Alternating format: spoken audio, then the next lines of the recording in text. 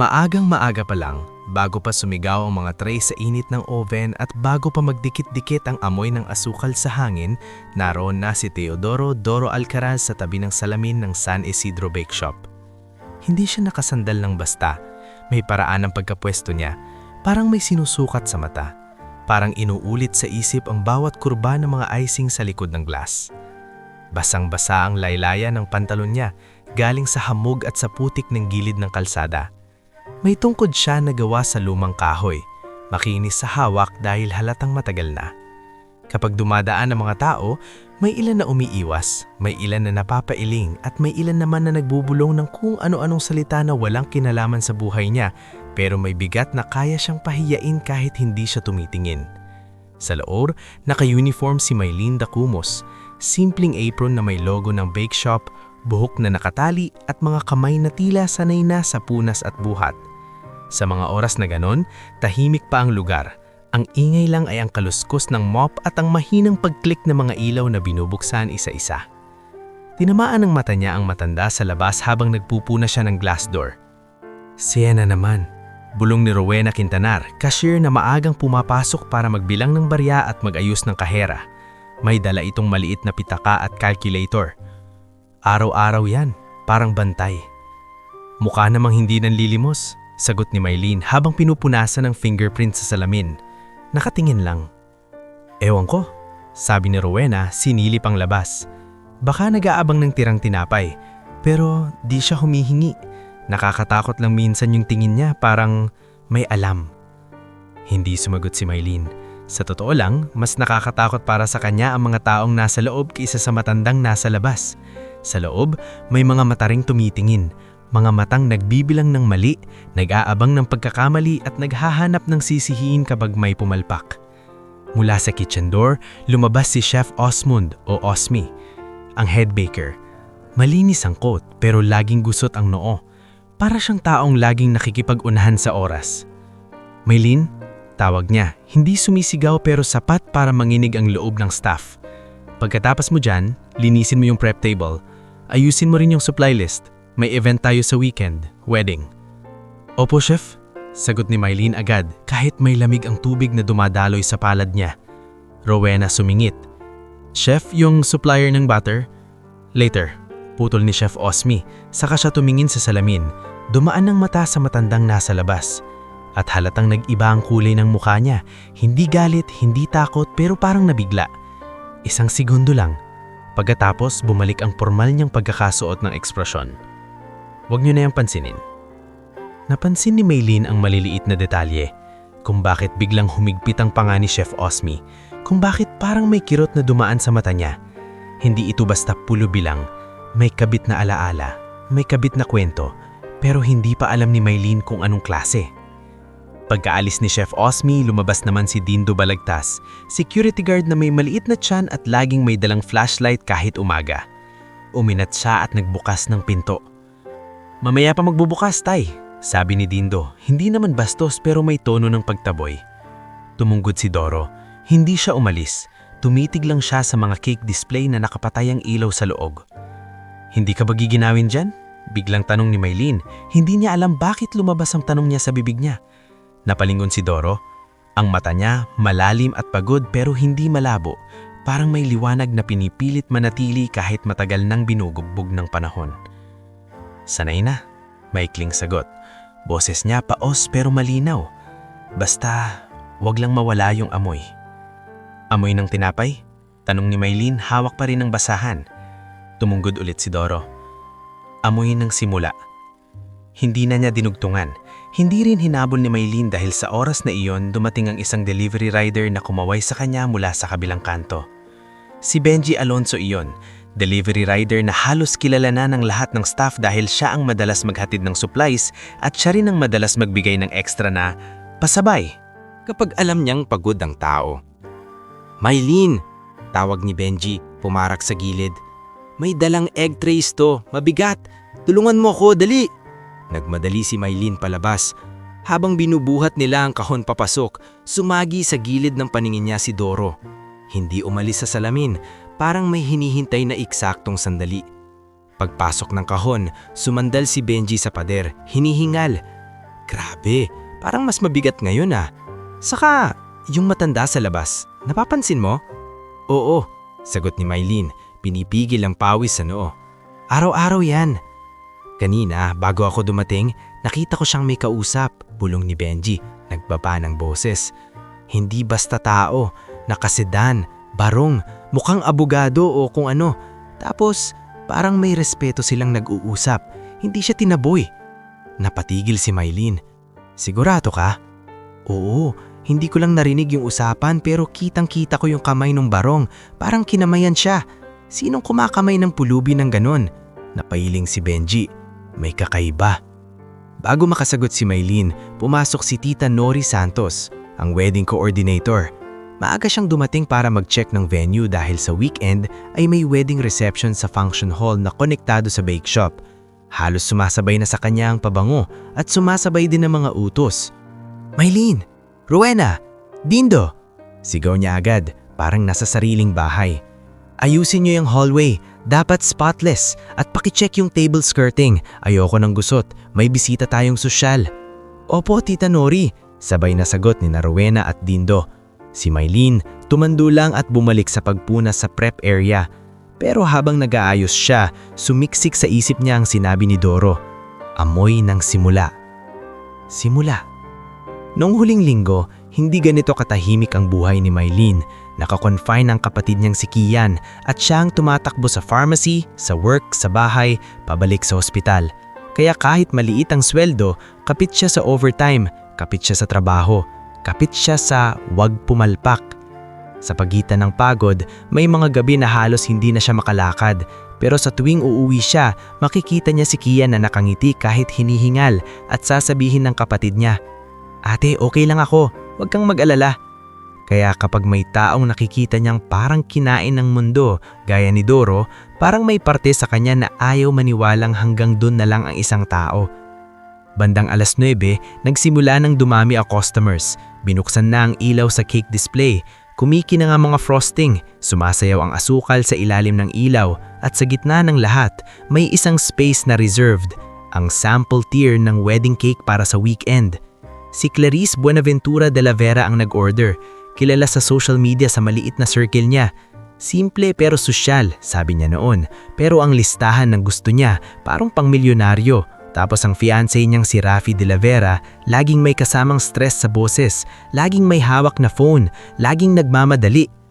At sa labas, naroon pa rin si Doro, nakatitig sa reserved cake sample, parang nakikita niya ang isang lumang mundo. Lumabas si Chef Osmi para mag-check ng display, napadaan siya sa glass at muling sumulyap sa matanda. Ngayon, mas matagal ang tingin. 1 segundo. 2. 3. Chef? Tawag ni Mylene. Hindi niya alam kung tama pero pinilit niyang gawing normal ang boses. Gusto niyo pong paalisin? Kasi baka mamaya magreklamo yung mga customers. Mabilis na tumingin si Chef Osmi sa kanya, parang tinamaan. Hindi, sagot niya, masyadong mabilis. Hayaan mo. Bakit po? Hindi napigilan ni Mylene pero agad niyang binawi sa tono. I mean, okay po. Hindi sumagot si Chef Osmi. Tumalikod siya. Pero narinig ni Mylene ang isang bulong na halos hindi lumabas sa labi, parang sinabi sa sarili, Alcaraz. Nanlamig ang batok ni Mylene. Hindi niya alam kung anong ibig sabihin nun, pero sa araw na yon, unang beses niyang naramdaman na ang matandang pulubi sa labas ay hindi lang ekstra sa paligid.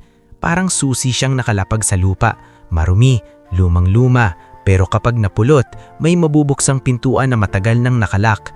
At habang patuloy ang pag-ikot ng oras, habang lumalapit ang weekend wedding, habang dumarami ang utos at stress sa bake shop, nanatili si Doro sa labas, tahimik, matatag, nakatitig sa cake na hindi pa kanya, ngunit parang may karapatan siyang balikan.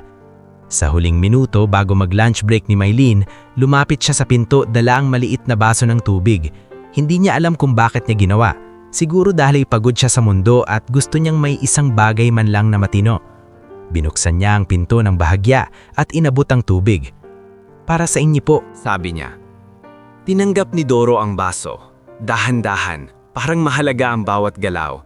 Tumingin siya kay Mylene ng diretso. Salamat, sabi niya. Ikaw ang hindi nagmamadaling manghusga. Hindi na nakasagot si Maylene. Sa loob, tumawag si Tita Nori, may panibagong utos. Sa labas, dumaan ang isang sasakyan, mabagal, tila nagmamasid. At sa pagitan ng ingay ng bake shop at ng tahimik na kalsada, may bumubuo ng kwento. Isang kwentong hindi pa sumasabog, pero unti-unti nang nagpapakilala ng tunay nitong bigat. Pagkasara ni Maylene ng pinto, bumalik sa kanya ang ingay ng bake shop na parang alon, sunod-sunod na tawag, tunog ng kahon na inilalapag, kaluskos ng tray, at ang boses ni Tita Nori na hindi nauubusan ng utos. Ngunit kahit ganon, may ibang tunog na umuukit sa isip ni Maylene. Ang mahinang, "Salamat" ni Doro, at ang sinabi nitong, Ikaw ang hindi nagmamadaling manghusga." Tinupi niya ang basahan sa mesa at pilit na nag-focus sa trabaho. Kung tutuusin, dapat wala siyang pakialam. Hindi siya bayani. Isang utility staff lang siya na kailangan kumapit sa overtime para may pang-nebulize si Kian. Pero habang pinupunasan niya ang prep table, hindi mawala sa isip niya ang bulong na narinig niya kanina. Yung isang salitang halos hindi lumabas sa labi ni Chef Ozmi. Alcatraz? Hindi niya alam kung apelido ba yun ng matanda o kung ano, pero kitang-kita niya ang pagkakabigla ni Chef Ozmi tuwing mapapatingin ito sa labas. "Rowena," bulong ni Maylene habang magkatabi silang nag-aayos ng paper bag sa counter. "Narinig mo ba kanina si Chef?" Abala si Rowena sa pagbilang ng sukle. "Anong narinig ko?" May binulong siya, parang pangalan. Saglit na tumingin si Rowena, tapos nagsenyas na mag-ingat dahil malapit si Tita Nori. "Anong pangalan?" "Hindi ko sigurado, pero parang Alcatraz?" Nagbago ang mukha ni Rowena. Hindi siya natakot, pero parang napapaisip. "Ay, yan ba?" May halong pag-alinlangan ng boses. "May narinig ako dati sa kusina, matagal na. Sabi ni Chef Ozmi, may resipe daw na galing sa dating tao, pero wag daw banggitin. Baka yun." "Dating tao? Anong ibig sabihin nun?" Umaling si Rowena. "Eman ko, basta may tono si Chef na parang may utang na loob pero galit. Alam mo yun? Yung parang ayaw niyang maalala." Bago pa masundan ni Maylene, bumukas ang pinto ng bake shop at pumasok si Clarice Buenaventura de Vera na may kasamang 2 babae at isang lalaki na mukhang photographer. Ang dating niya, parang may sariling spotlight, nakaayos ang buhok, may branded bag, at may ngiti na pang-kamera kahit walang nakatutok. "Good morning everyone," malakas niyang bate. Tapos agad siyang tumingin sa cake display. "Nandito ba si Chef Ozmi? I want to check the sample again." Sumunod si Rafi de Vera, fiancé niya, pero halatang wala ang puso sa pagbisita. Naka-earpiece pa siya, hawak ng phone, at ang kilay niya laging nagdidikit dahil sa stress. "Clarice, mabilis lang ha," bulong ni Rafi. "May meeting pa ako, si Sir Leandro." "Ayoko nang mabilis lang, Rafi," pabalang nasagot ni Clarice, pero numiti siya sa mga kasama niyang babae. "Guys, dito tayo. Picturean natin yung sample cake para may teaser ako sa story." "Uy Clarice, ganda!" hiyaw ni Jessamay Panganiban, best friend niya na halatang excited sa content. Kasama din niya sina Crizel Umandal at PB Lontok, parehong mahilig sa mapanuyang biro at mahilig ding sumilip kung anong pwedeng pag-usapan sa group chat. Lumabas si Tita Nori mula sa hallway na parang sundalo na handang sumaludo. "Ay, Ma'am Clarice, sakto, nandito po kayo. Don't worry, everything will be perfect." "Dapat lang," sagot ni Clarice, saka siya tumingin sa staff, hindi sa kanila bilang tao, parang bahagi ng dekorasyon. "Excuse me, you." Tinuro niya si Maylene nang hindi man lang alamin ang pangalan. "Punasan mo ulit tong glass, may smudge. Ayoko nang madumi sa video." "Opo," sagot ni Maylene. Pilit lunukin ang hiya. Kinuha niya ang glass cleaner at pinunasan ng salamin, habang sa kabilang side, nagtatawanan ang barkada ni Clarice. Grabe, ang arte ni Clarice pero deserve. Saka dapat talaga sosyal, para di mapagkamalan na, alam mo na. "Na ano?" tanong ni Crizel. Na cheap, Tumawa si Phoebe tapos sumulyap sa sapatos ni Mylene na halatang luma. Like, no offense. Walang lumabas sa bibig ni Mylene. Ang natutunan niya sa buhay, kapag pumatol ka sa ganyang tao, ikaw ang talo. Pero kahit hindi siya pumapatol, may kilot pa rin. Sa kusina, lumabas si Chef Ozmi, hawak ang cake sample plate at mga swatch ng frosting. Ma'am Clarice, formal niyang bati. Ito po yung sample tier. As per request, minimal flowers, elegant finish. Sabi ni Clarice, umiikot ang mata. Gusto ko mas white pa, like snow, pero hindi flat. Gets? Chef Ozmi ngumiti ng pilit. We can adjust the shade. Also, singat ni Jasame, dapat may wow factor kasi may bisita si Clarice.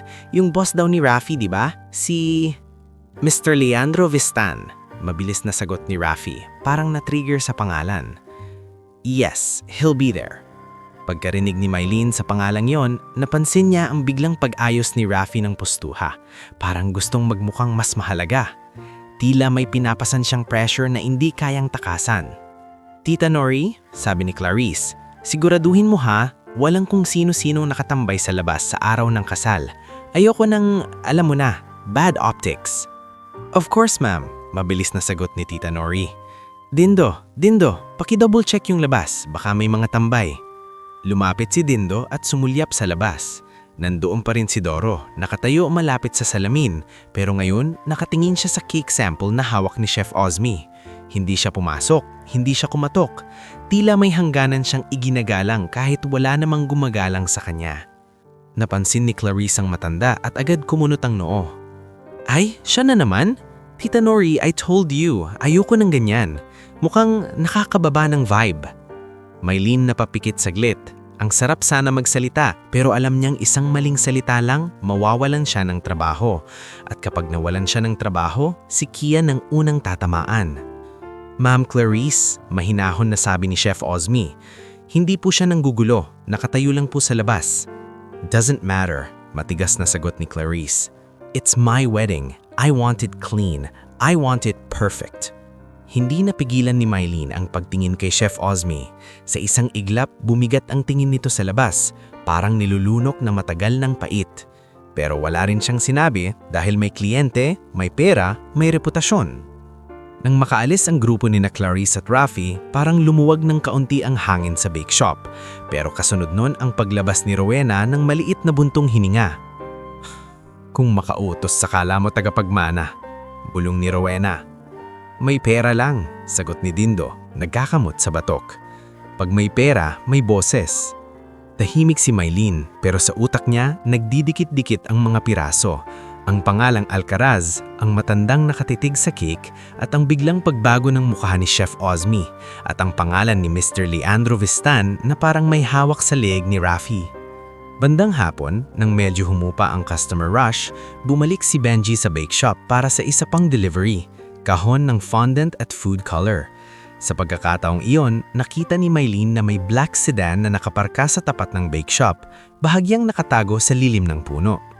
At doon niya nakita ang matandang si Doro, nakaupo sa mababang gilid ng sidewalk, may kausap na lalaking nakabarong at may dalang leather folder.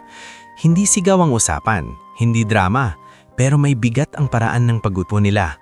Parang dalawang taong may pinagdaanan na mas mahaba sa isang araw. Lumapit si Benji kay Mylene, nagkunwaring nag-aayos ng motor para makasilip. Ayan, sabi ko sa'yo, may kausap siya, kita mo? Mylene tumanggo, pero hindi siya nakatingin para makiusyoso.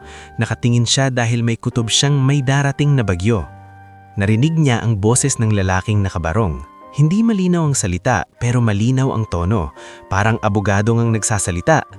Tapos tumanggo si Doro, humawak sa tungkod niya at may sandaling ngumiti. Hindi ngumiting masaya, kundi ngumiting parang may desisyon na. Pagkatapos, tumayo ang lalaki, kinamayan si Doro at sumakay sa sedan. Bago umalis ang sasakyan, sumulyap ito sa bake shop, sa loob, parang tinitingnan kung sino ang makakakita. Nang makalapit si Doro sa salamin ulit, napansin ni Mylene na mas tuwid ang likod niya kahit may tungkod, parang may naalala siyang lakas. Mylene hindi na nakatiis. Lumabas siya sandali, kunwaring magtatapon ng basura, pero ang totoo, gusto niyang marinig kahit konti. Tay? Mahina niyang tawag. Kilala niyo po ba si Chef Osmi? Tumigil si Doro. Tumingin sa kanya. Si Osmond? Ulit niya. Parang matagal nang hindi ginagamit ang pangalang yun sa bibig niya. Oo, matagal na po ba? Matagal bago sumagot si Doro. Tumingin siya sa cake display, tapos sa mga kamay ni Mylene na may bahid ng flour at cleaner. Matagal, sabi niya sa wakas. Nung panahon ng mga tao, marunong pang magbigay ng credit, napalunok si Mylene. Bakit po kayo nandito araw-araw? Doro bahagyang ngumiti. Pero masakit. May mga bagay na ninakaw sa'yo, Hiha. Hindi pera agad. Minsan, pangalan. Minsan, trabaho. Minsan, yung mismong resipe na nagbigay ng buhay sa'yo. Bago pa makapagtanong si Mylene ng mas direkto, biglang sumigaw si Tita Nori mula sa loob. Mylene, anong ginagawa mo dyan? Pumasok ka! May mga chairs pang lilinisin. Napaatras si Mylene, napahiya. Opo, tita. Pagpasok niya, sinalubong siya ni Chef Osmi sa hallway. Hindi galit ang tingin nito, pero matalim at malamig. Parang may babalang hindi dapat suwayin. Huwag kang lalapit sa kanya. Mahinang sabi ni Chef Osmi, halos pabulong. Huwag mong ihalo ang sarili mo sa bagay na hindi mo kaya. Hindi agad nakasagot si Mylene. Chef, kilala niyo po ba siya? Hindi sumagot si Chef Osmi. Tumulikod lang siya at sa paglakad niya papasok ng kusina, narinig ni Mylene ang isa pang bulong na parang sinasaksakang hangin. Kung bumalik, may mabubunyag. Naiwan si Mylene sa hallway. Hawak ang basahan habang ang mundo niya na dati umiikot lang sa overtime at gamot ay biglang nagkakaroon ng ibang sentro. Isang matandang pulubi sa labas ng big shop na may nawalang pangalan. Isang wedding na gustong maging perpekto at isang lihim na tumitibok sa loob ng bake shop na parang timer na papalapit na sa pagsabog. Kinagabihan, kahit pagod si Mylene, hindi siya agad nakatulog. Umuugong pa sa tinga niya ang babala ni Chef Osmi, huwag kang lalapit sa kanya. At mas lalo siyang binabagabag ang huling bulong na narinig niya. Kung bumalik, may mabubunyag. Sa maliit nilang inuupahang kwarto, nakahiga si Kian sa lumang kama. May nebulizer sa tabi. Umuubo-ubo siya paminsan-minsan, pero pilit na nang umingiti kapag nakikita si Mylene na naglalatag ng gamot sa mesa. Ate, mahina niyang tawag. May overtime ka bukas? Oo, sagot ni Mylene. Pinipilit gawing normal ang tono. May wedding prep. Kailangan natin yung dagdag ha? Para sa check-up mo. Tumanggo si Kian. Ate, pagod ka na. Okay lang, sabi ni Mylene. Kahit alam niyang nagsisinungaling siya. Sanay na. Pero habang pinapahira niya ang menthol ang dibdib ng kapatid niya, pumasok sa isip niya ang matandang pulubi sa labas ng bake shop. Kung siya, sanay na sa pagod, pero yung matanda, sanay na rin kaya siya sa pangmamaliit o may dahilan kung bakit hindi siya umaalis. Makalipas ang 2 araw, sumapit ang weekend. Araw ng kasal ni Clarice at Rafi. Araw ng reception sa function hall na konektado sa San Isidro Bake Shop. Mula madaling araw, kumagalaw na ang buong staff na parang may sariling orasan. Nagbubuhat ng upuan, nag-aayos ng skirting, naglalatag ng table centerpiece, naglilinis ng hallway na paulit-ulit pinapapunas ni Tita Nori kahit wala namang dumi. Mas maliha pa yung floor sa mukha ng ex ko pero punasan mo ulit. Biro ni Rowena kay Mylene. Habang pareho silang nakaluhod sa sahig, tinatawa na nila yon ng pabulong para hindi marinig ni Tita Nori. Rowena? Bulong ni Mylene. Kamusta yung labas? Nandyan ba? Hindi na niya tinapos. Alam niya ni Rowena ang tinutukoy. Sumilip si Rowena sa maliit na bintana malapit sa entrance. Nandyan, sagot niya, tulad ng dati, parang hindi natitinag. Sa labas, nakatayo si Doro, nakasombrero na kupas, hawak ang tungkod. Hindi siya nakaharang, hindi siya humihingi, nakatayo lang siya sa gilid pero ang mata niya nakapako sa cake display kung saan inilalagay na ang final wedding cake tier. Mas mataas, mas puti, mas snoo gaya ng gusto ni Clarice. Sa kusina, mas mainit ang ulo ni Chef Osmi kaysa sa oven. Careful! Sigaw niya sa isang assistant baker na si Lane Pineda habang inaangat ang fondant. Pag nasira yan, di tayo babayaran. Chef, okay po. Nanginginig na sagot ni Lani.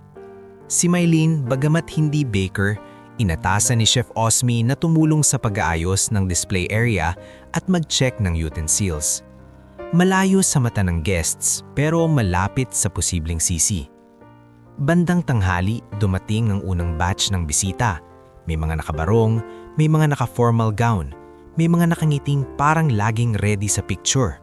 Si Clarice, naglalakad na parang reyna, hawak ang bouquet, pero ang mata niya laging kumakapit sa kung anong pwedeng pumalpak. Rafi, bulong niya. Nasaan yung boss mo? Hindi pa dumarating? Darating yon, sagot ni Rafi, halatang tense. Please Clarice, wag mo akong dagdagan. Hindi kita dinadagdagan, sagot ni Clarice, pero ang tono niya talagang nagdadagdag. Gusto ko lang perfect, isang araw lang to. Sa may entrance, sinalubong sila ni Tita Nori na halos maluha sa tuwa. Ma'am Clarice, Sir Rafi, everything is ready. Pero bago pa sila makapasok ng tuluyan, napansin ni Clarice si Doro sa labas. Isang iglap lang, nagbago ang mukha niya. Parang may duming tumalsik sa puting damit niya, kahit wala namang tumama. Siya na naman, bulong niya, pero sapat para marinig ni Jessamy na nasa likod. Ay oo nga, sabi ni Jessamy, sumilip. Grabe Clarice, parang horror extra. Tumawa si Phoebe Lontok. Bad omen yan sa kasal, di ba? May pulibi sa entrance. Shh, sabi ni Crizel, pero halatang natutuwa rin.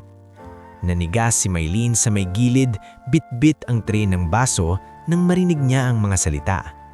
Gusto niyang simagot, gusto niyang sabihing tao yon. Pero sa harap ng mga bisita na nakaayos, sa harap ng coordinator, sa harap ng pressure, siya ang pinakamadaling patahimikin. Tumingin si Clarice kay Dindo, ang security guard. Dindo, utos niya, pakialis yan, now. Napatigil si Dindo. Sumulyap siya kay Maylene at kay Rowena parang humihingi ng konting sagot kung anong gagawin. Pero bago pa siya makapag-isip, sumingit si Rafi halatang ayaw mapahiya. Dindo, yes, sabi ni Rafi, mas matigas ang tono. Alisin mo, baka may magpicture, ayoko ng issue. Dumiretso si Dindo palabas. Lumapit siya kay Doro, sabay taas ng kamay na parang stop sign. Tay, bawal dito. May event, dun ka sa kabila.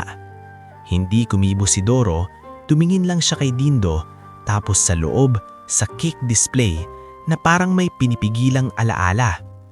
Tay, ulit ni Dindo, mas malakas. Umalis ka na, ayoko niyang gulo. Sa pagkakataong iyon, lumabas si Maylene sa pinto, hawak pa rin ang tray. Hindi niya sinasadya, pero napalapit siya. Parang may hatak ang hangin. Dindo, mahinang niyang tawag. Wag naman. Pero huli na. Lumapit si Clarice sa pinto. Halatang gusto niyang siya mismo ang magtakda ng esena. Sir, sabi niya, hindi man lang tay o po. This is a private event. Hindi ito lugar para sa ganyan. Please leave. Tumingin si Doro sa kanya. Walang galit sa mata niya. Mas masakit. Parang sanay na siya. Hindi ako manghihingi. Mahinang sabi ni Doro. Titingin lang. Nakatitig ka sa cake namin. Singit ni Clarice na para bang pag-aari pati ang tingin ng tao. That's creepy. Sumingit si Rafi. Nilakasan ng loob. Tay, wag ka na rito. May mga bisita. Baka maisip nilang hindi maganda. Umalis ka na. May pera ka ba? Kung wala, wag ka dito. Doon napasinghap si Maylene. Ang salitang may pera ka ba? Parang kutsilyo na hindi para sa matanda lang, kundi para sa lahat ng tulad niya na araw-araw binibilang ang barya. Tahimik si Doro, tapos dahan-dahan siyang tumanggo, parang inaamin na wala siyang laban sa sandaling iyon.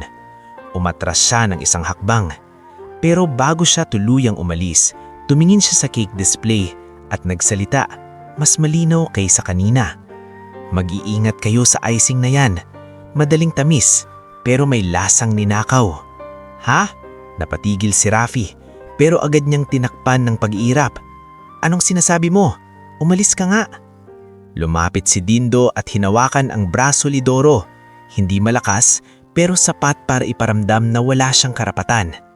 Tara tay, dun ka na. At doon, sa harap ng mga bisitang nagsisimulang magbulungan, sa harap ng kamera ng photographer, sa harap ng puting gown ni Clarice at ng barong ni Rafi, tuluyang pinalayas ang matanda na parang dumi sa dekorasyon.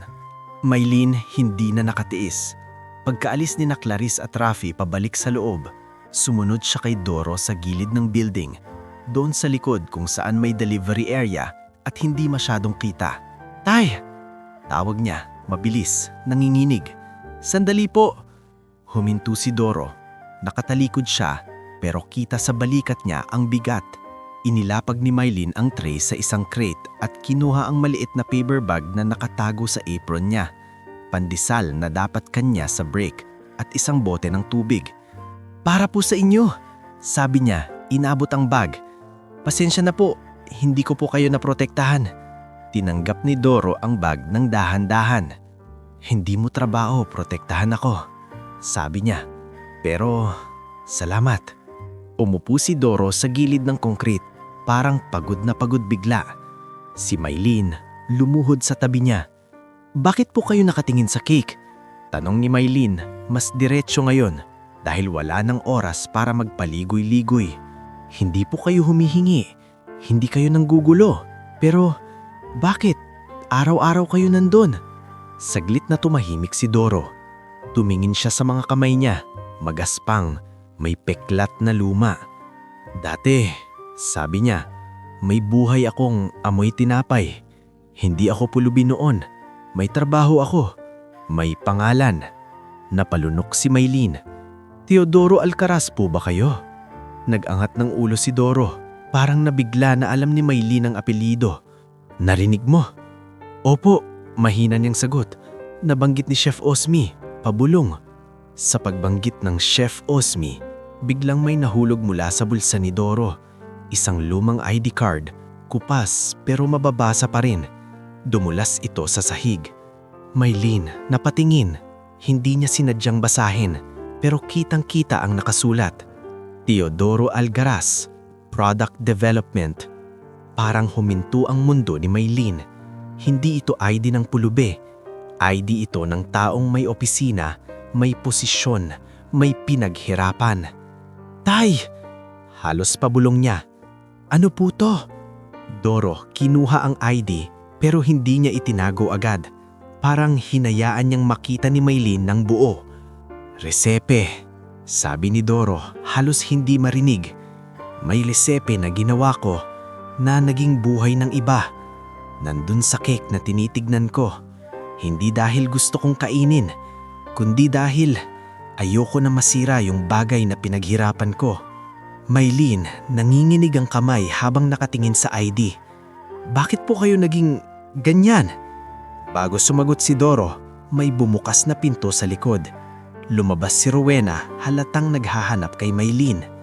"Maylin, hinahanap ka ni Tita Nori," bulong ni Rowena. Tapos napahinto siya nang makita si Doro at ang ID sa kamay nito. Nanlaki ang mata niya. "Ay, totoo nga." Sumunod ang isang mas mabigat na yabag.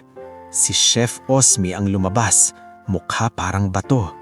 Nang makita niya si Doro, hindi na siya nakapagtago. "Osmond."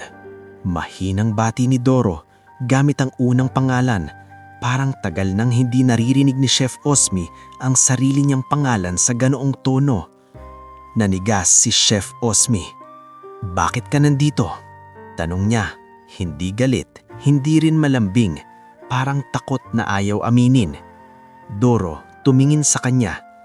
"Para siguraduhin na hindi ninyo masisira ang resepe ko at para matapos na to." Sa loob, may music na nagsisimula na para sa reception. Sa labas, sa delivery area, 3 tao ang nakatayo sa pagitan ng lumang ID at ng kasalukuyang kasal. At si Maylin, sa gitna, hawak ang katotohanan na hindi niya inakalang hahawakan siya kailanman. At sa sandaling iyon, alam niyang hindi na babalik sa dati ang buhay niya. Osmond, sa simpleng pagbigkas ni Doro ng pangalan, parang may sumikip sa hangin. Hindi iyon chef, hindi iyon sir. Unang pangalan diretsyong pamilyar. parang dalawang taong may pinagdaanan bago pa man naging head baker ang isa at bago pa man naging pulubi ang isa. Hindi kumibo si Chef Osmi sa unang segundo. Nakatitig siya kay Doro na parang multo ang kaharap niya. Si Rowena nakatayo sa gilid ng pinto, nag-aalangan kung papasok ba ulit o mananatili. Si Maylene naman nakaluhod pa rin sa gilid ng crate, hawak sa isip ang kupas na ID card at ang salitang product development Na hindi tugma sa anyo ng matandang tinaboy sa harap ng cake. Sa loob, sumirit ang musika. Mahina lang sa una, pang-welcome sa guests. May halakhakan sa function hall, may tunog ng baso, may palakpak. Parang ibang mundo. Sa delivery area, mas mabigat ang katahimikan. "Bakit ka nandito?" Tanong ni Chef Osmi sa wakas. Hindi siya sumigaw. Mas nakakatakot ang mahina niyang boses, parang pinipigilan ng sariling mabasag. "Para siguraduhin na hindi ninyo sisirain ang recipe ko," mahinang sagot ni Doro. "At para matapos na to." "Recipe mo?" Uminit ang panga ni Chef Osmi. "Wala nang recipe mo. Wala nang..." Naputol siya, tila naalala niyang may nakakarinig. Dahan-dahang tumayo si Maylene. "Chef," sabi niya, pilit na mahinahon, kahit nanginginig. "Kung may dapat pong ipaliwanag, baka dapat..." Tumalim ang mata ni Chef Osmi kay Maylene. "Huwag kang magsalita. Hindi mo alam ang pinapasok mo." Sumingit si Rowena, boses pabulong pero may tapang. "Chef, paano namin di malalaman? Araw-araw nandito siya. Tapos ngayon may ID?" "Rowena!"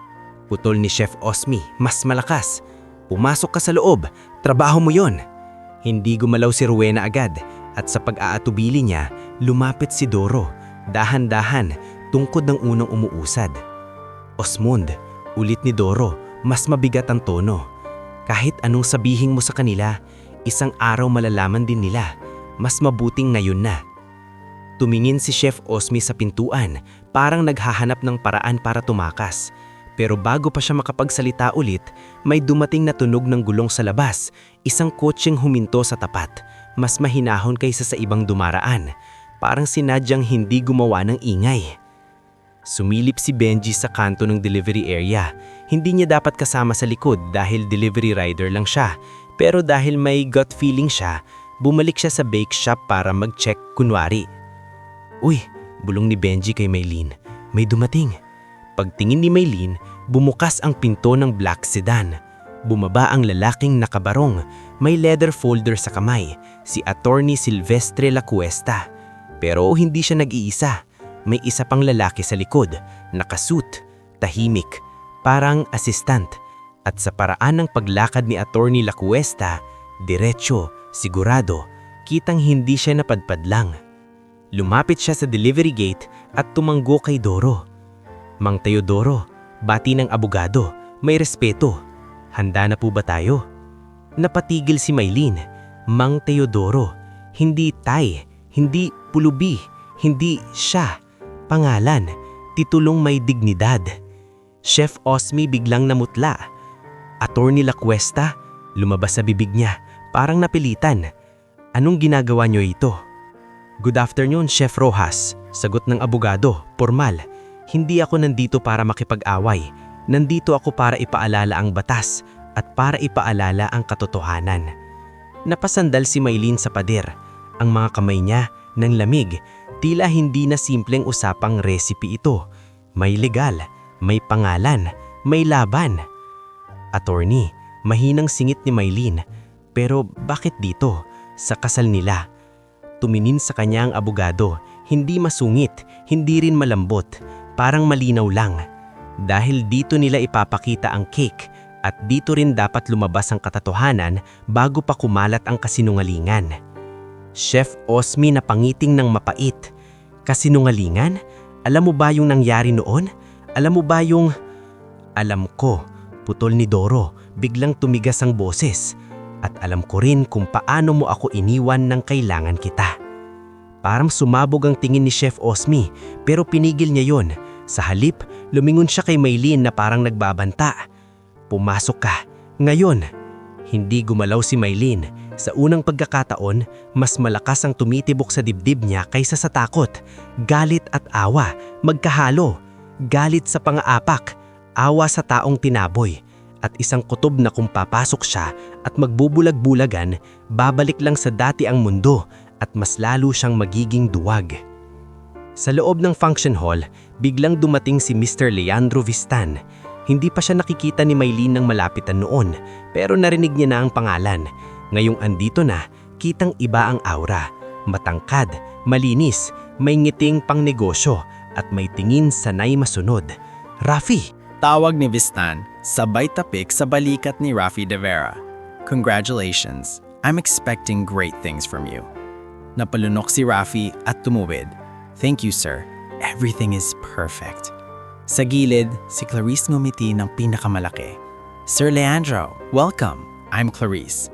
Ah, the bride, sabi ni Vistan, ngumiti. Beautiful, perfect event. Sa salitang perfect, parang may kumurot kay Maylene kahit nasa likod siya. Dahil alam niyang ilang minuto lang may mangyayari na sisira sa ilusyon ng perfect.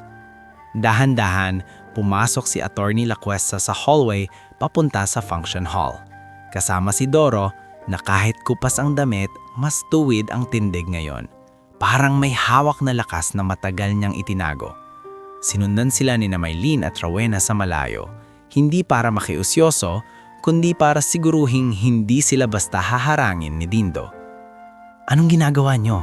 Salubong ni Dindo, confused at kabado, nang makita ang matanda papasok.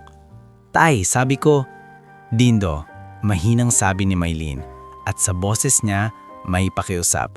Sandali lang, hindi ito gulo. Makinig ka muna. Nasilaw si Gindo sa authority ng abogado.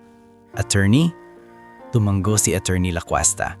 Sir Guard, I'm requesting a few minutes of your courtesy. My legal matter. I'm not here to disrupt, only to inform. Hindi na makasagot si Dindo.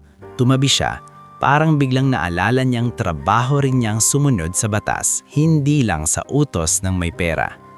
Pagpasok nila sa function hall, humina ang usapan sa ilang mesa. May mga matang lumingon, may mga kilay na umangat. Si Jessamay agad nagtaas ng phone, ready mag-record. OMG, bulong ni Phoebe. Si Pulubi na. Clarice, bulong ni Crizel. May pulubi sa loob.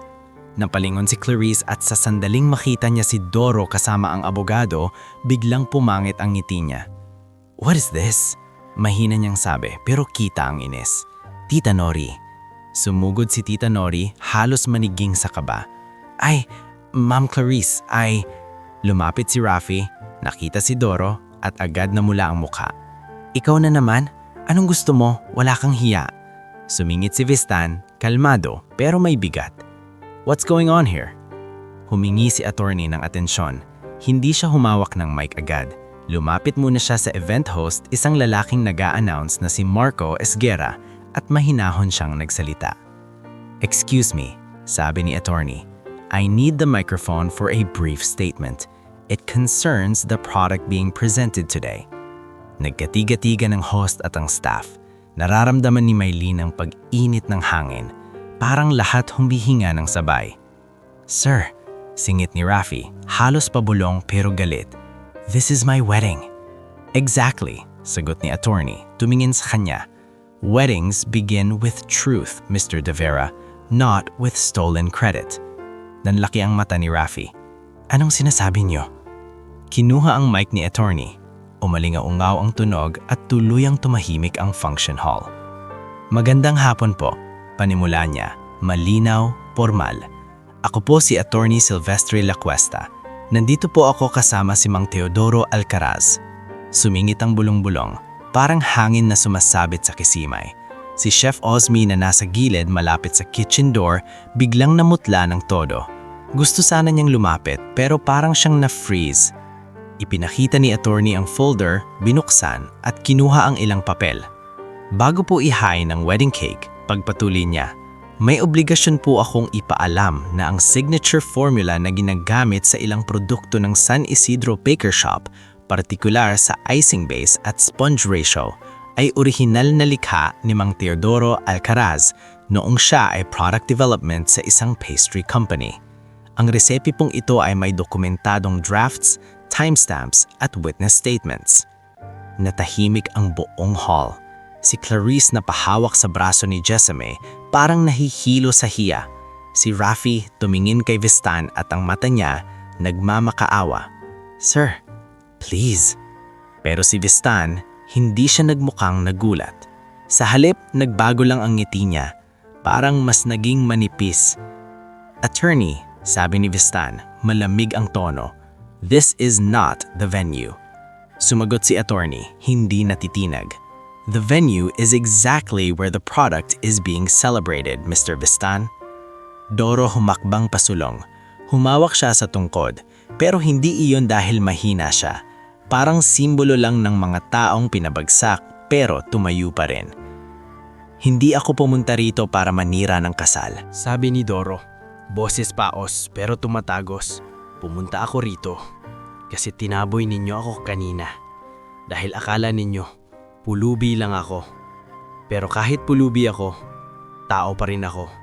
At kahit naging pulubi ako, hindi ibig sabihin nun, wala na akong karapatang bawiin ang pangalan ko. Naramdaman ni Mylene ang pagtayo ng balahibo niya.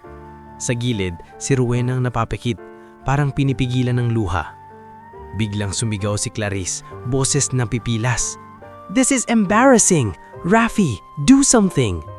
Rafi lumapit kay Doro, nanginginig sa galit at takot. Tay, kung pera ang gusto mo, hindi pera ang nawala sa akin. Pangalan, dignidad, trabaho, at ang reseping pinaghirapan ko na ngayon, pinagmamalaki ninyo sa harap ng lahat. Sa gilid ng kitchen door, si Chef Osmi napayuko, parang bumabalik lahat ng alaala. Pero hindi pa takos ang pagputok. Dumulas ang tingin ni Attorney Lacuesta kay Rafi at kay Vistan. At bago po may magsabi na ito ay simpleng recipe issue, gusto ko yung ipaalam. May mga record po kami ng pag-uusap tungkol sa supplier deals at paggamit ng formula ng walang proper rights. Ang usaping ito ay pwedeng umabot sa korte. Pero nandito kami para bigyan muna ng pagkakataon ang maayos na pag-areglo. Tumama ang salitang record kay Rafi na parang suntok, namutla siya. Sir Leandro, bulong ni Rafi kay Vistan, halos hindi marinig. Hindi ko alam na aabot sa ganito. Ngunit si Vistan, imbes na magpanik, tinitigan lang si Attorney Lacuesta na parang sinusukat kung gaano kalaki ang peligro. At sa gitna ng katahimikan, narinig ni Mylene ang sarili niyang paghinga at ang isang katotohanang dahan-dahang sumisiksik. Hindi lang pala pulubi si Doro na may resepe, may mga taong makapangyarihan na maaaring matagal nang nakinabang sa pagkalugmok niya. Sa sandaling iyon, bago pa man magsalita ulit si Vistan, biglang tumunog ang baso sa isang mesa. May bisitang napabitaw ng gulat at doon, sa pagitan ng cake na hindi pa hinihiwa at ng kasal na biglang nanginginig ang perpekto, nagsimulang mabiyak ang mundo ni na Clarice at Rafi. Habang si Mylene, tahimik sa gilid, alam na ang susunod na mangyayari ay hindi na kayang itago ng kahit anong dekorasyon. May tunog ng basong nabitawan, pero mas malakas ang tunog ng katahimikan na sumunod. Sa function hall, tila lahat nakapako sa iisang eksena. Si Mang Teodoro Alcaraz na nakatayo sa harap ng wedding cake, si Attorney Silvestre Lacuesta na hawak ang microphone at si Mr. Leandro Vistan na nakatitig ng malamig parang bihasang negosyanteng sanay pumigil ng bagyo gamit ang isang pirma. Si Clarice, nangingilisig ang mata, nanginginig ang nguso sa pigil na sigaw. Si Rafi, pawis na pawis, hawak ang phone na parang gusto niyang tumawag ng tulong pero hindi niya alam kung sino ang kakampi at sino ang maninisi. Sa gilid, si Chef Osmi nakatayo na parang taong nabawasan ng 10 taon sa isang iglap. At si Mylene, nakasiksik sa may poste, ramdam ang tibok ng puso niya na parang may sariling drum. Ayoko nito, pabulong ni Clarice kay Jessame pero narinig pa rin ng ilang malalapit. I told you, Rafi, this is supposed to be perfect. Clarice, please, pabulong na sagot ni Rafi pero halatang wala siyang kontrol. Sir Leandro, si Vistan bahagyang ngumiti, hindi ngiting masaya, kundi ngiting may mensahe. Lumapit siya sa harap, tinaptak ang mic stand na parang gusto niyang kuhanin ng atensyon nang hindi nagtataas ng boses. Attorney, sabi niya, kalmado. We can settle this privately. This is a social event. Let's not make a spectacle. A spectacle? Mahinahon, ngunit talim na sagot ni Attorney Silvestre. Mr. Vistan, the spectacle started when a man was reduced to a beggar while his work was paraded as someone else's pride. Sumingit ang bulungan. May mga bisitang naglabasan ng phone, pero may ilan ding biglang ibinaba ang tingin, parang nahihiya na nakikiusyo. Humakbang si Mang Teodoro. Hindi siya lumapit para manakot. Lumapit siya para tumayo sa liwanag. Hindi ko hinahangad ang kahihiyan ninyo. Hinahangad ko lang ang katotohanan. Kapag sinabi nyo sa mundo na sa inyo ang isang bagay, dapat alam nyo ang bigat ng kasinungalingan. Sir, sumingit si Marco Esguera, ang host, halatang nagpapanik. Maybe we can pause the program? Tama, sabat ni Tita Nori, nanginginig ang boses. We can move this. Hindi, biglang sabi ni Clarice, halos pumutok. Hindi kami magpapos, wedding ko to. Sumingit si Phoebe, pabulong kay Crizel. Grabe sis, parang teleserye. Ate, wag kang mangingay, saway ni Crizel, pero siya man nakatingin din. Nang marinig ni Mylene ang ganung mga bulong, parang may pait na sumikip sa dibdib niya. Kanina lang, si Doro tinaboy nila na parang walang halaga. Ngayon, ginagawang chismis ang katotohanan niya. Lumapit si Dindo, ang guard, sa gilid ni Mylene. Mahina ang boses niya. Mylene, kung may gulo, tatawag ako ng barangay. Wag muna, pabulong ni Mylene. Makinig ka, legal to. Sa harap, binuksan ni Attorney La Cuesta ang folder at inilabas ang ilang papel. Hindi niya binasa ng mahaba. Alam niyang anumang sobrang detalye ay pwedeng magulo. Pero sapat ang ilang linya, sapat ang mga pirma, sapat ang mga date. May draft si Mang Teodoro, paliwanag niya. May notebooks, may original formula ratios, may test batch notes, may mga taong handang magpatotoo. May record rin ng paggamit ng formula walang proper credit at rights. Lies, singit ni Chef Osmi bigla, pero hindi matapang, parang desperado. Hindi mo alam ang buong kwento. Tumingin si Mang Teodoro kay Chef Osmi. Sabihin mo, hamon niya pero hindi galit. Sabihin mo sa harap nila kung bakit ako nawala. Chef Osmi napayuko, tila pinipilit niya ang hangin na pumasok sa baga niya. Hindi ganyan kasimple, bulong niya. May mga tao, may mga pumipilit. Mr. Vistan? Tanong ni Attorney La Cuesta, diretso ang tingin. Sa unang pagkakataon, kumurap si Vistan ng mas mabilis. Umangat ang panga niya. Attorney, be careful. Hindi sumagot si Attorney La Cuesta agad. Sa halip, tumingin siya kay Mang Teodoro, parang nagbibigay ng huling pagkakataon. Tumanggo si Mang Teodoro, at doon, sa harap ng wedding cake na hindi pa nahihiwa, nagsalita siya ng mas mahaba, parang binubuksan ng pinto ng nakaraan. Dati akong product developer, sabi niya. Hindi ako mayaman, pero masaya ako. Ginigising ako araw-araw na may dahilan. Gumagawa ako ng recipe na kayang magpasaya ng tao. Pero dumating ang panahon na may mga nagbago ng pamamalakad. May bagong management. May mga taong gustong bilisan ng kita, kahit kapalit ang mga tao. Tumingin siya kay Vistan. May lalaking lumapit sa akin noon. Sinabing gusto nilang bilhin ang formula ko. Hindi ako pumayag ng basta-basta. Gusto ko ng tamang kontrata, gusto ko ng credit, gusto ko ng proteksyon. Si Rafi napalunok, si Clarice nawalan ng salita sandali. Isang linggo matapos yon, pagpapatuloy ni Mang Teodoro, biglang may lumabas na reklamo sa akin na ninakaw ko raw ang recipe, na ako raw ang may kasalanan. Nawala ako sa trabaho, nasira ang pangalan ko, at sa gutom, sa hiya, sa sakit, bumagsak ako. Tumingon siya sa Chef Osmi. Ikaw ang nakita sa akin nung una kong bumagsak. Ikaw ang unang sinabing, tama na Doro, hayaan mo na. Pumikit si Chef Osmi. Doro, hindi ko sinisisi ang lahat sa'yo, pero hindi mo rin ako ipinaglaban. Sa sandaling iyon, biglang tumayo si Mr. Leandro Vistan. Mas seryoso na. This is a defamation, sabi niya. Mas mataas ang boses. You have no proof. Meron, sagot si Attorney La Cuesta, mabilis. At kung gusto nyo, we can present it in court. Napatingin si Vistan sa paligid, sa mga bisitang may hawak na phone, sa mga taong posibleng maging witness, sa reputasyon niyang pwedeng masira sa isang viral video. At doon, unang beses nakita ni Mylene ang takot sa mata ng taong mukhang walang kinakatakutan.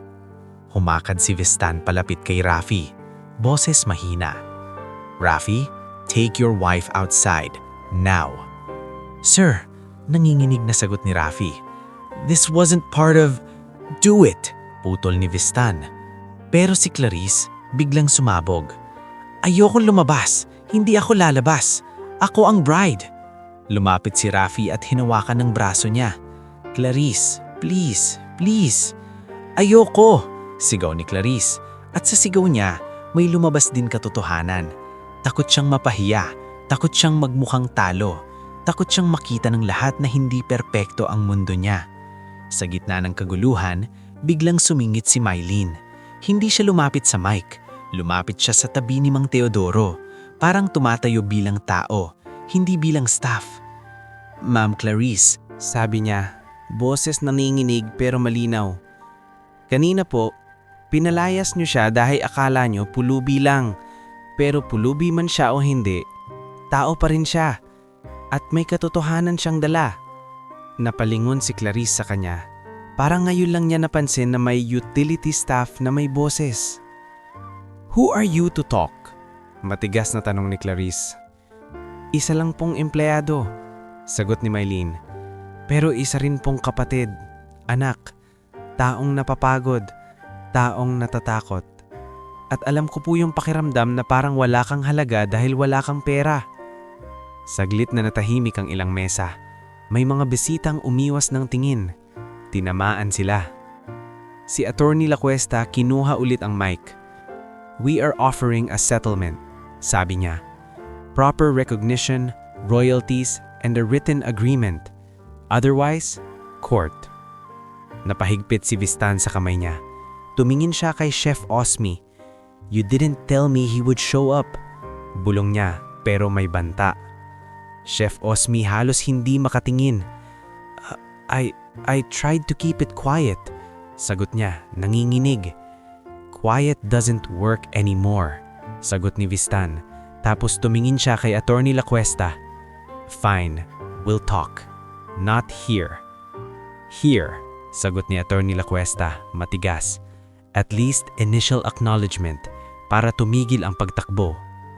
Napalitan si Vistan. Huminga siya ng malalim tapos tumango ng bahagya. "Mang Teodoro Alcaraz claims authorship. We will review and settle appropriately."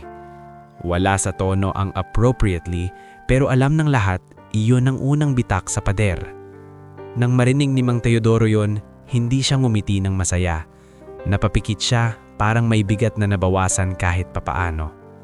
Pagkatapos ng araw na yon, hindi na natuloy ang perfect program.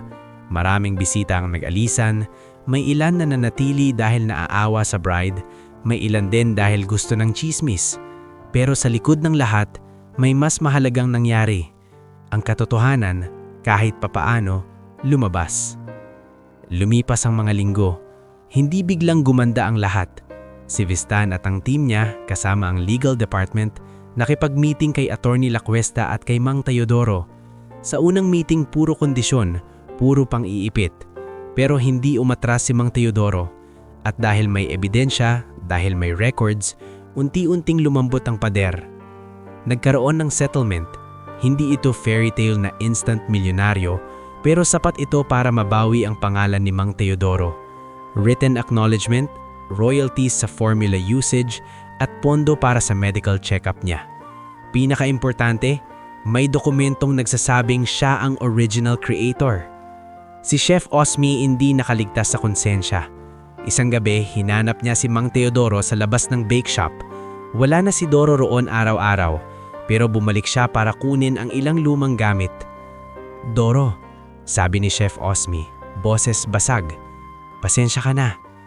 Tahimik si Mang Teodoro. "Bakit ngayon?" tanong niya. "Natakot ako," aminin ni Chef Osmi. "Akala ko, pag pinrotektahan kita, ako ang mawawala. Pero ngayon, na-realize ko, matagal na rin akong nawala. Nawala yung respeto ko sa sarili ko. Hindi agad nagpatawad si Mang Teodoro. Realistic ang safit. Pero tumanggo siya, parang tinanggap na tao rin ang tao. Si Rafi, matapos ang skandalo, nawalan ng pabor kay Vistan. Hindi siya sinampulan sa korte, pero tinanggal siya sa posisyon. Naging ordinaryong empleyado ulit sa maliit na kumpanya. Si Clarice na dati puro kamera, natutong humarap sa mundo na walang filter. Hindi biglang naging mabuti, pero natuto silang magdahan-dahan. Magsimulang magbayad ng utang, magsimulang humingi ng tawad ng hindi for show. At si Maylene, ang pinakamaliit sa paningin ng iba, ang pinaka nagbago ang landas. Dahil sa tapang niya at sa malasakit niyang hindi nagmamadaling manghusga, inalawkan siya ni Mang Teodoro ng training sa maliit na pastry kiosk na sisimulan niya. Kasama si Rowena na marunong sa pera at inventory, si Benji na may diskarte sa deliveries at contacts, at kahit si Dindo na nagvo-volunteer tuwing weekend para tumulong sa crowd control kapag feeding day.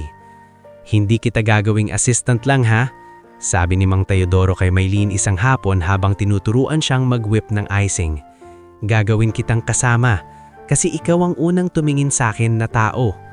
Naiyak si Maylene, hindi dahil sa pera, kundi dahil sa unang beses may nagsabing may halaga siya, hindi dahil sa overtime, kundi dahil sa puso. Makalipas ang 2 taon, maliit pa rin ang kiosk, hindi enggrande, hindi sosyal, pero araw-araw may pila. May mga estudyanteng bumibili ng pandesal, may mga nanay na kumukuha ng cake slice para sa birthday ng anak, at tuwing linggo may community table kung saan may libreng tinapay para sa nangangailangan. At kapag may nakikita si Maylene na matandang nakatayo sa gilid, nakatingin lang, hindi niya tinatanong kung may pera. Tatanungin niya, "Kumusta po kayo? Gusto niyo po ng tubig?"